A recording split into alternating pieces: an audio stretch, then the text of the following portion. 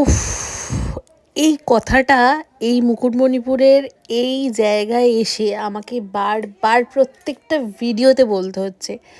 কারণ তোমরা আশা করি দেখেই বুঝতে পারছো কতটা দুর্দান্ত একটা ভিউজ, হ্যাঁ? মানে এমন একটা জায়গা যেখানে পাহাড়, মানে জল, ধান ক্ষেত, মানে দুর্দান্ত। একদম টপ হিলে, হ্যাঁ, এখানে আমি উঠতে পারিনি, মানে একটা গুহার মাথার ওপর বলতে পারো, সবথেকে হিল টাউন ছিল এই জায়গাটা।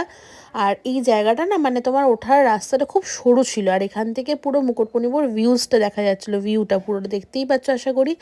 কতটা দুর্দান্ত লাগছে, কতটা উঁচু আশা করি বুঝতেই পারছো। হ্যাঁ, আমার এখানে যাওয়ার দুঃসাহসটা আমি আর দেখাইনি, কারণ রাস্তাটা প্রচণ্ড বাজে ছিল। আমার বর সবটাই আমাদের সাথে শেয়ার করবে। এখানে কিন্তু আমার বর গেছিলো আর এক মামা গেছিলো। তো ওরা দুজনেই গিয়ে, আমার বর কিন্তু আমার জন্য অনেকটা খাটনি করেছে, কারণ অনেক ভিডিও করে দিয়েছে, দেখতেই পাচ্ছ তোমরা। নাহলে তোমাদের কাছে এত সুন্দর আমি শেয়ার করতেও পারতো না, আর আমি নিজেও দেখতে পারতাম না, জানো তো।